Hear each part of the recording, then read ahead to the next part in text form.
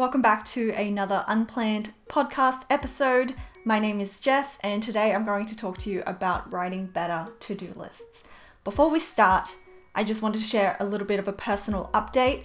So I've realized, I'm pretty sure I've already talked about this, but I've realized that I have just been putting way too much pressure on myself with these podcast episodes. And if you're a recovering perfectionist like me, you will know that trying to make something as perfect as it can be can actually get in the way of you making progress, and I'll probably dedicate another podcast episode to talk about that, but I just wanted to share that I'm not as consistent as I would like to be because I am letting my own perfectionism get in the way, and that is totally not what I want to do. I really want to record these episodes regularly. I really want to post them monthly, and even if it's not perfect by my standards, it's an important lesson for me to learn and to share with you guys that posting less than perfect but consistently is a lot better than posting once every 6 months but to a higher standard that you approve of. And a lot of the times as well, that quality or that standard that we hold ourselves to is arbitrary, or it doesn't exist. It's just a mental obstacle. So this is what I'm struggling with right now with the podcast episodes, and it's not the situation that I want to be in. So it's a constant struggle trying to push through, but I just need to remember the mentality that I had with my studio vlogs. I knew that I was going to be terrible when I first started, and I just had to focus on the small progress, the small wins. Every single one will be better than the last, and that's what I need to keep in mind when I'm making these podcast episodes. And I think I'm just unnecessarily holding myself up to a high standard that's actually stopping me from making any progress at all. So that's my little personal spiel, my little personal update before we get into the podcast episode. But now let's talk about to-do lists.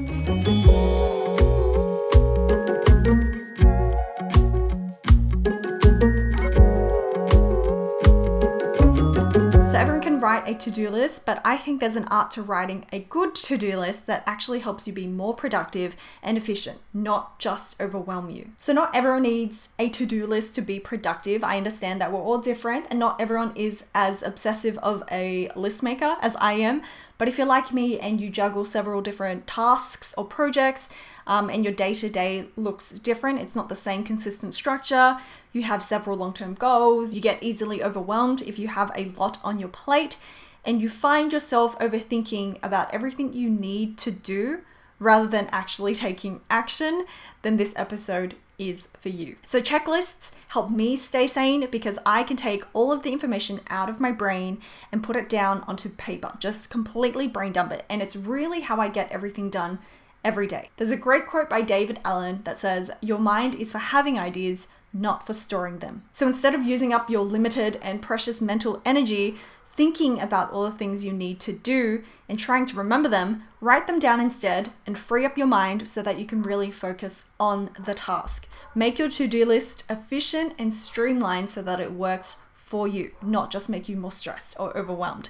So my first tip is to be as specific as you can with each task. So if you have a big task or big project that you need to complete, break that down into smaller one-step tasks. And that gives you a better idea of the scope of the task, how many things actually need to get done in order for you to make progress on that big task, but it also gives you a better estimate of how long something will take. And especially if there are multiple parts to that project or that task, instead of getting overwhelmed by the sheer size of the task, just thinking about how many things you need to get done, you can focus on just one step at a time. And it gives you momentum as you check off each step. And when you break down a really big task into its smaller counterparts, it helps you stay on track because you know what needs to get done next, instead of getting distracted by something else on your to-do list. Also, in some cases, by listing all the important tasks that need to get done in order for you to complete that big task, it helps you not procrastinate because you can check whether you're actually doing the task that you need to do. So when you break down your big tasks into smaller tasks, the key is to make it as actionable as possible. So for example, a maybe not so big task, but still kind of vague to do would be to post to Instagram. So it sounds simple, and this is probably a common one that people write down on their to-do list, but there are actually a few steps involved in posting to Instagram. So do you already have the photo, or do you need to take the photo? That's probably the first step. 2, you may need to edit the photo or crop the photo or just get it ready for your feed. Then you may need to write a caption and then get your hashtags ready. And then Once you post it, you probably then need to share it to your Instagram stories. Another example, which is very relevant for me, is if I want to record another unplanned podcast episode like this one, there are several steps that I need to do in order to get to this point right here where I'm in front of the camera, especially if I want to be consistent at it. It's not as simple as just choosing one day of the month to just sit down and record, because I have to prepare for these podcast episodes as well. So in order to break down the task of publishing another unplanned podcast episode, I need to first decide on a topic. Second, prepare my notes, spend some time writing my notes, spend some time thinking about what I want to talk about. 3, dedicate a day to record and then edit and then post it. And then 4, all the work that comes about to promote the podcast episode. So I have to publish it on my website. I have to share it to my Unplanned Podcast Instagram page. I have to share it to my stories. I have to create all those posts in Canva to promote it on my Instagram. Not to mention the description for the podcast episode, etc., etc. There's a lot of steps involved in publishing an episode, and if I don't break down that one big task or that one big goal into all of these other tasks, it'll make it a lot harder for me to be consistent, which is what I'm struggling with at the moment. And so if I break down all my tasks, which I have recently, and given it a deadline on my calendar, I get a better idea of how long each of these tasks will take, how much time I need to allocate to each of these things, and just be more realistic about how much work is involved so that I don't get overwhelmed and try to fit it all into a few days when really it should take me 1 to 2 weeks to prepare and to publish. So take a look at your to-do list and see if there are any vague tasks that could be broken down further into smaller actionable steps, and that it's specific and that it's something that can be clearly crossed off when that task is done. There aren't 5 steps involved before you can actually cross off that to-do. So to recap, my first tip is to be as specific as you can with a task and to break down your bigger tasks into smaller tasks to give you a better idea of how much work is involved and how much time it'll take you to actually complete that bigger to-do. I'm pretty sure this dog is barking at me. The neighborhood dogs decided to have a conversation during my podcast. All right, we're going to push on through the barking and hopefully you can't hear it that much.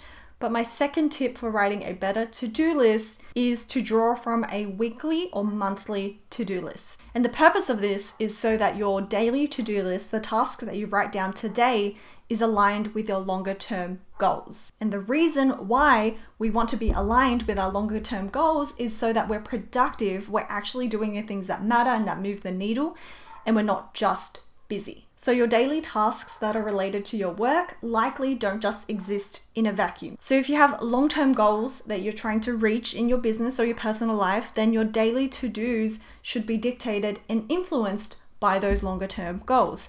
So back to the example of recording an unplanned podcast episode, if I want to post once a month, if that's my goal, then I have to scatter all the tasks that I need to do to complete one episode throughout the month, because it'd be impossible for me to get it all done in one day and it'd probably just stress me out. So like I mentioned in the first tip, breaking down your long-term goals into actionable tasks that you can plan or schedule for certain days or weeks will give you the best chance of getting it done. And not just done, but done on time, and helping you stay consistent with your habit or your goal. Truthfully, this is still something I am tweaking and trying to get better at all the time because it differs from goal to goal. Even if I find it not so hard to post studio vlogs, and still I'm kind of late with those, this is still something that I'm tweaking and trying to get better at all the time because it differs from goal to goal. Our mental and emotional obstacle tends to differ from goal to goal based on how important it is for us. So each of your long-term goals will require a slightly different system and timeline, but the principle is the same. The idea is that if you take a long-term goal and you break it down into all the steps required to get there and then give them a timeline as best as possible, it's not to say that you'll stick to this timeline perfectly, but that's not the point of it. The point of it is to help you take small steps towards that longer term goal. It's a way to help you overcome the overwhelm of the big task and to commit to taking action each day and each week rather than leaving it to the day of the deadline to try and get everything done. So remember, change starts at the daily level. It's what we do in our day-to-day, and the only way we'll make progress on our bigger long-term goals is to take small, consistent steps in our day-to-day. And so by keeping a weekly or monthly checklist, this is my weekly checklist, and I have my monthly right here in front of me. It's always at my computer. And then my daily is drawn from those two lists. When I plan my days, it not only helps me stay on track with what I need to get done for the whole month or for the week that I've planned out, but if you ever find yourself wondering what you should do right now or what you should do today and you're not sure exactly where your priority is, you can draw from these lists that you prepared earlier, your weekly and your monthly list, to remind you of what needs to get done. What are the most important things you need to get done to help you stay on track? And it saves you time, but it saves you energy as well, instead of trying to remember and keeping everything in your brain. And the whole idea is, are you doing the tasks that really matter? Are you doing the tasks that you've identified and committed to as being the most important for making this a productive year? I think one of the reasons why it's so hard to stick to long-term goals or New Year's resolutions is because it's easy to set those big goals, but where the struggle is knowing what to do in the day-to-day to get you closer to those big goals. And it's all about taking that big goal, breaking it down into months, into weeks, into days, into the hours, in order to know what small steps you need to take to make some progress. And without doing the work to identify what's really important for today or for this week or this month, it's really easy for our to-do list to just get bloated with all these unnecessary tasks that keep us busy, but make us feel like we're not really making any progress because we're not focusing on the tasks and not prioritizing the tasks that will get us closer to our long-term goals. So to recap, point number 2, it's about drawing your daily to-dos, your daily tasks from your weekly or your monthly or your yearly list to make sure that you're productive and not just busy, to make sure that you're actually working on the right thing to help you make significant progress. So my third tip for writing a better to-do list is to choose one priority for the day. So it seems counterintuitive, but the less you overload your to-do list and make it a practice to limit yourself to writing down 1 to 2 priorities to focus on, you will actually feel so much better and so much more productive at the end of the day because you're not overloading yourself with an impossible number of tasks. So I'm really guilty in the past of just adding as much as I can think of to my to-do list because it made me feel like the more I could write down, the more I would actually get done. But it's not the case at all. And so my daily to-do list now has 1 to 2 priorities, depending on how long these tasks take, and around 3 to 5 other less important tasks. So using my actual to-do list for today as an example, I have a little box here that says priority for the day, basically. And it says record an unplanned podcast episode. You probably can't see it, it's too far away, but that's what it says. And so I know that that is the priority for today. And I know that if I am tired and I don't want to do anything else, the one thing I can do today to make it a good and productive day is to record the unplanned podcast episode. And writing it down as a priority like this makes me less likely to keep procrastinating and putting it off. So when I see this to-do list and I've written down my priority, I know exactly what today is about. Today is making sure that I've recorded this episode, and then no matter if I can complete the rest of the tasks or not, I know that if I've done this task, then it's a good, productive day. So it might look like I have a lot of other things listed down here, but it's really not as important as this one priority. I actually have 1 to 2 other important tasks here, but it's not as much of a priority as my unplanned podcast episode. And so instead of trying to just list down as many things as possible for me to get done today, I set one priority for the day, really commit to getting that done. And if I feel like I have more energy to get other things done, then I will list those down. So like I said in the past, I've been really guilty of writing down really long to-do lists because it made me excited and motivated to write down all the things that I could possibly get done today. But because the list was way too long and I didn't really account for how long each task would take, I didn't end up doing most of the tasks, and it would actually make me feel worse about my day even if I was productive. So when you get really ambitious and impractical with your to-do list and write way too many things down, that's actually impossible to complete in a day. You don't account for things that could go wrong. There's always something that could go wrong, something that comes up during the day, an email that you didn't expect. And so by having a to-do list that's completely packed and has no wiggle room for things that could go wrong, you could actually be stressing yourself out unnecessarily. But also, I like to leave a little buffer room for creativity and play, to just take it slow during the day as well, so I'm not feeling so rushed. And for me personally, I know that if I have some idle time during tasks throughout the day, then I'll get struck by a sudden creative urge to work on a new idea. So by not building in a buffer to your daily to-do list, you could miss out on this opportunity to work on a sudden creative idea, or to even have the idea, because if you're too stressed and you don't even have time to think, your brain is not going to go to a creative place. But also, like I said, things might go wrong. You might get an email from a client and you may need to urgently deal with that. And so I always like to make sure I have some time to deal with things like that come up, because I know I'll just end up feeling really overwhelmed and really stressed if I feel like I don't have the time. And don't forget, you can always add to your list if you feel like you have so much time, you've completed everything and you want to get more things done.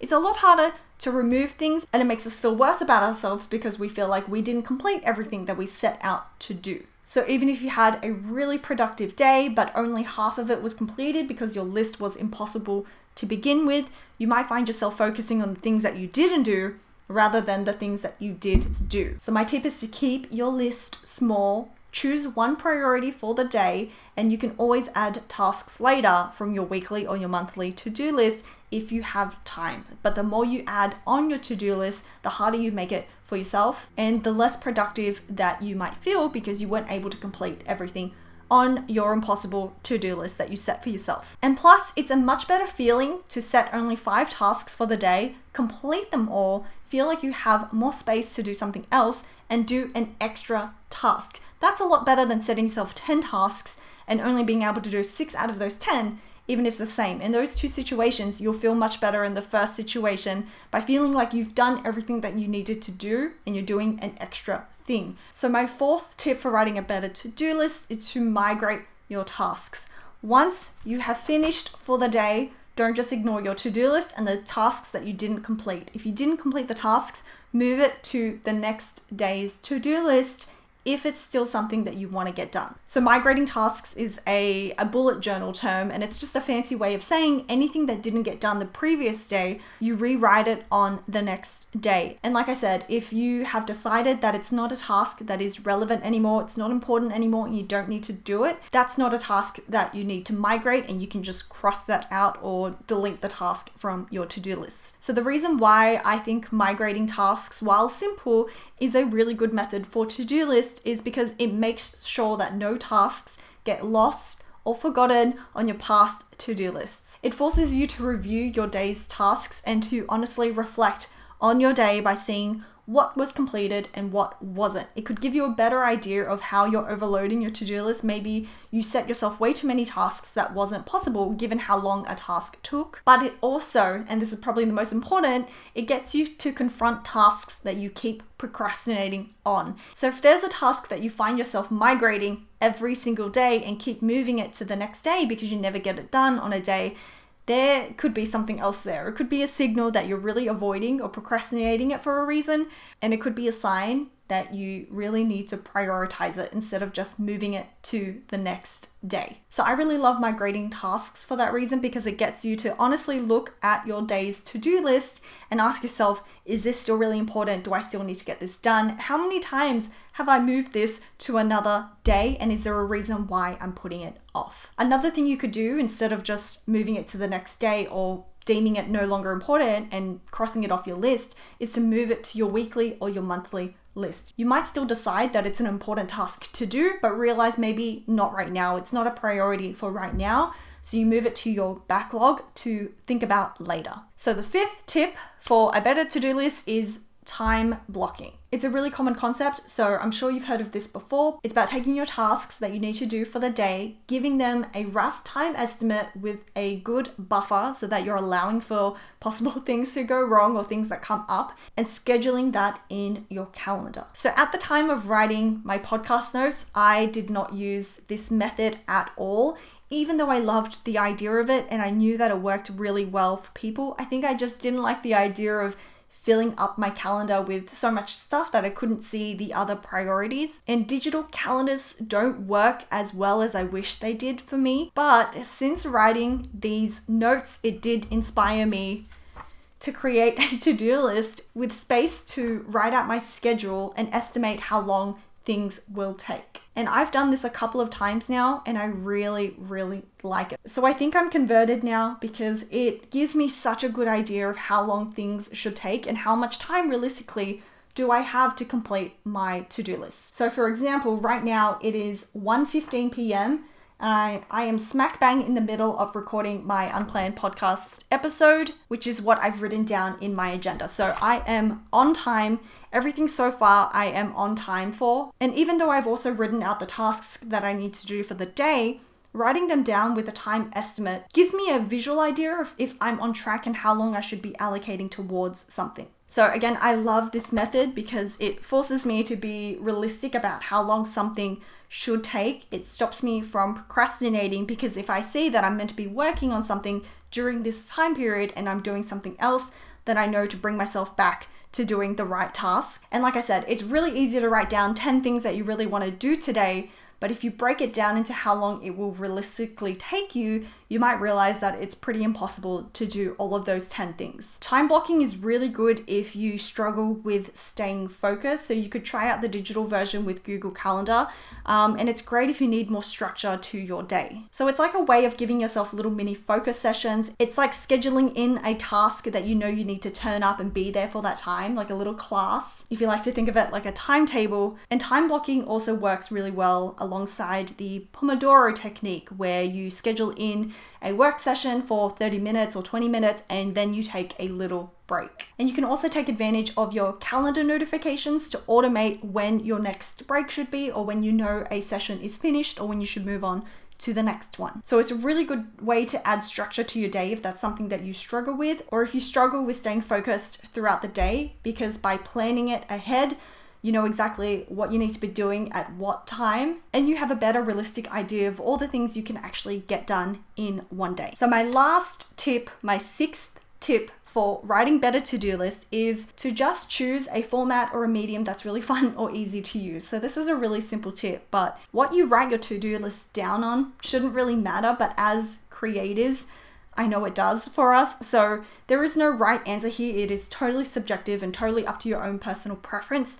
Some people will swear by digital, some people will swear by physical, or use some sort of hybrid combination of both. But the key is to find the right solution that works for you. So as much as I love the idea of digital, I find that I don't find myself checking it as often as I do when I have the physical to-do list in front of me. And so physical is the way to go for me, but I still use digital in order to plan out the bigger tasks and use calendar notifications to remind me. The whole idea is to use something that you find fun to use, because then you're more likely to keep using it and to stay consistent with it. And ideally, it's something that you can keep in front of you or within close access, so you can always check it throughout the day. And it might sound silly, but choosing to decorate it or adding color to it, using stickers, those are all personal preferences, and that can actually help you get the thing done because you're more motivated by seeing how pretty your to-do list looks. But remember, whatever you choose, whatever personal preference, whatever personal system you create for yourself, it should be functional, it should be easy to use and to check, and it should save you more time than it takes to actually maintain it. And a bonus if it inspires you to use it and is fun to use. So for a while, I was actually using Notion for my weekly to-do lists, and that actually worked really, really well for a few months, but I have since switched back to a weekly. I'm always changing around my systems.